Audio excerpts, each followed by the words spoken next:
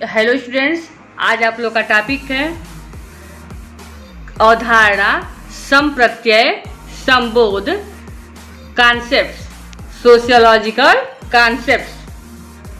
आज आप लोग समझेंगे कि अवधारणा, संप्रत्यय, संबोध क्या है। हम आप लोग को समझाएंगे। ध्यान से सुनिए, ध्यान से सुनेंगे तो निश्चित रूप से समझ में आ जाएगा।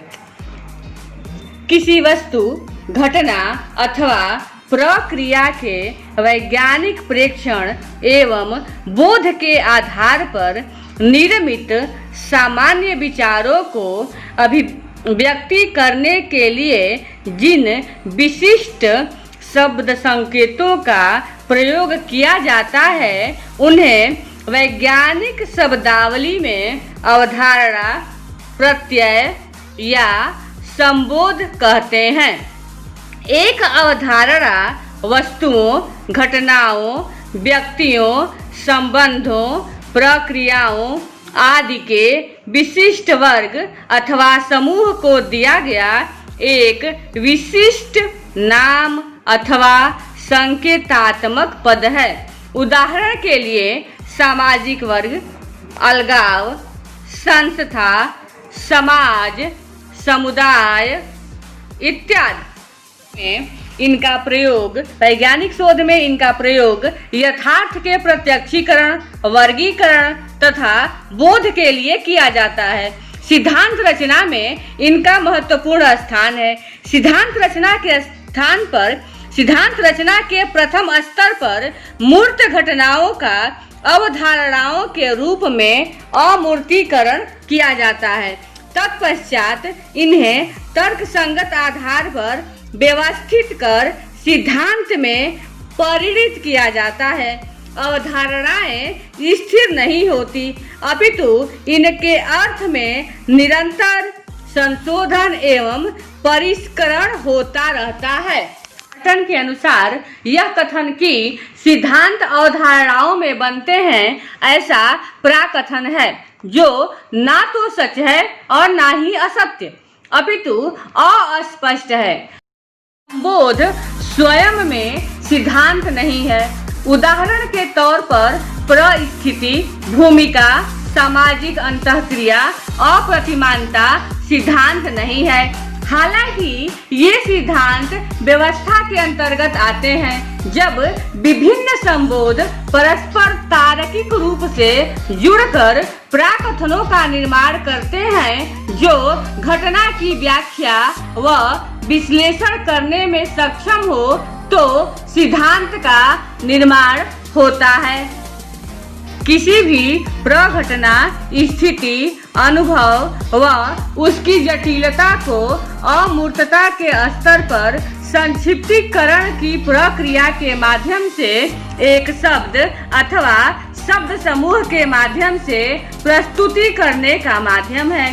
आम बोलचाल की भाषा के अनेक शब्द, आम बोलचाल की भाषा में हमने अनेक शब्द समाजशास्त्र में लिए हैं, पर उनका अर्थ समाजशास्त्र में भिन्न व विशिष्ट होता है। जैसे व्यक्तित्व, पर्सनालिटी, भीड़, क्राउड, समूह, ग्रुप इत्यादि वे शब्द हैं जिन्हें हमने आम बोलचाल की भाषा से लेकर समाजशास्त्र में स्थापित किया है। व्यक्तित्व को आम बोलचाल की भाषा में प्रायः शारीरिक सौष्ठव, सौंदर्य, आकर्षण से लिया जाता है।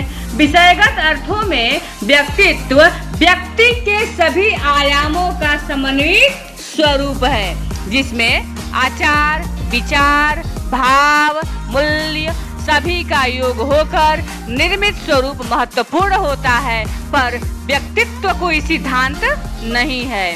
संदर्भ समूह, रेफरेंस ग्रुप भी सिद्धांत नहीं माना जा सकता। वर्ग भी अवधारणा या संबोध है। सिद्धांत निर्माण में संबोधों या प्रत्ययों या अवधारणाओं का होना आवश्यक है। संबोधों के माध्यम से अभिव्यक्ति संभव होती है। अनुसंधान में भी प्रत्ययों या संबोधों या अवधारणाओं के माध्यम से प्रघटना को स्पष्टतः समझने में सहायता मिलती है। सिद्धांत निर्माण में संबोध की प्रमुख भूमिका होती है। संबोध विषय की विशिष्ट भाषा का निर्माण करते हैं। संबोध क्या करते हैं?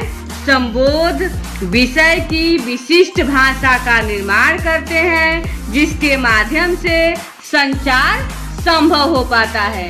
सिद्धांतों के निर्माण में संबोधों का स्थान है, पर संबोध या प्रत्यय या अवधारणा स्वयं में सिद्धांत नहीं है। आशा करते हैं आप लोगों को अवधारणा या प्रत्यय या संबोध समझ में आ गया होगा। निश्चित रूप से आप इसको अच्छे से समझ गए होंगे। आप मेरा अगला वीडियो देखने के लिए आप लोग निश्चित रूप से सब्सक्राइब करें। ये जो हमने YouTube बनाया है, ये net, JRF, PhD, assistant professor, TGT, PGT सब में ये जो सिद्धांत है, सब में बहुत ही लाभदायक आपके लिए सिद्ध होगा। जो भी इसमें हम बता रहे हैं वह निश्चित रूप से आपके कॉन्सेप्ट को क्लियर करने वाला है। इसलिए आप लोग ध्यान से इसको सुने, लाइक सब्सक्राइब अवश्य करें। धन्यवाद।